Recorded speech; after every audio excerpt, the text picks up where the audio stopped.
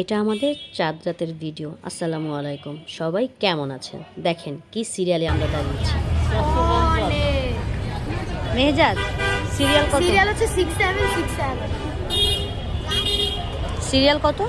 6767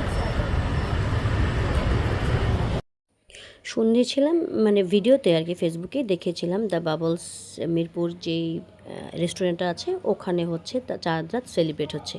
তাই ভাবলাম ছেলে মেয়েদের নিয়ে চাঁদ রাত সেলিব্রেট করার জন্য ওখানে চলে যায়। ও মাই গড, কি যে সিরিয়াল! একদম নিচে লিফটে ওঠার জন্য যেই পরিমাণ সিরিয়াল ছিল, আমরা তো ভাবছিলাম যে আমরা মনে হয় ভিতরে ঢুকতেই পারবো না। যাই হোক, ঘন্টাখানেক মনে হয় আমরা 40 থেকে 50 মিনিটের মতো সিরিয়ালের থেকে তারপরে আমরা সিরিয়াল পেয়েছি এবং উঠে গিয়েছিলাম। কিন্তু ভিতরের এমন অবস্থা, পা ফেলার জায়গা নেই।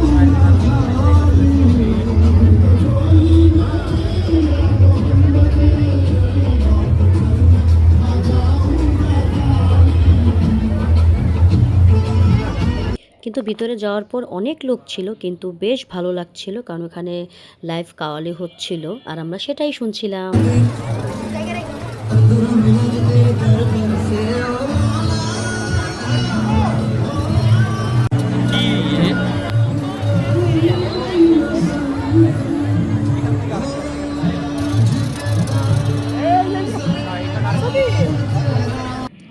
ছোটোবেলায় চাঁদ রাতে কে কী করতেন জানি না। আর আমাদের যেটা সিস্টেম ছিল সেটা হচ্ছে, আমরা যদি কোরআন খতম না করতে পারি তাহলে আমাদের কোনো ড্রেস জুতা কিনে দেওয়া হবে না। বাবা এরকম একটা প্ল্যান করে রাখতেন। তো আমাদের যখন 27 রোজা শেষ হয়ে যেত, তখন আমাদের কোরআন খতম শেষ হয়ে যেত, তখন বাবা হচ্ছে আমাদেরকে 27 রোজার দিনে ড্রেস কিনে দিত। আর একদম লাস্ট টাইম, একদম চাঁদ রাতে যেদিন ছিল, চাঁদ রাত যেদিন ছিল, সেদিন আমাদের শপিং মার্কেটে নিয়ে গিয়ে লিপস্টিক ম্যাচিং করে চুড়ি জুতো এগুলা দিত। এগুলা আমাদেরকে তখন কিনে দিত আর কি।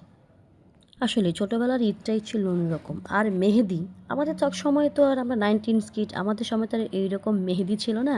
আমাদের হচ্ছে বাটা মেহেদি ছিল, গাছ থেকে পেড়ে এনে মা বেটে রাখতো, কারণ আমরা বাটতাম না, কারণ হচ্ছে আমাদের হাতে যদি মেহেদি লেগেছে তাহলে তো আমরা দিতে পারতাম না। তো তখন হচ্ছে এই বাটা মেহেদিকে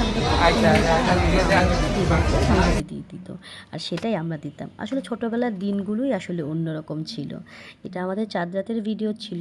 আর আপনারা চাঁদ রাতে কে কী করেছেন চাইলে আমার সাথে শেয়ার করতে পারেন, আর আপনাদের ছোটোবেলার ইন্টারেস্টিং কাহিনিগুলোও আমার সাথে শেয়ার করতে পারেন। তাহলে আজকের মতো আল্লাহ হাফেজ।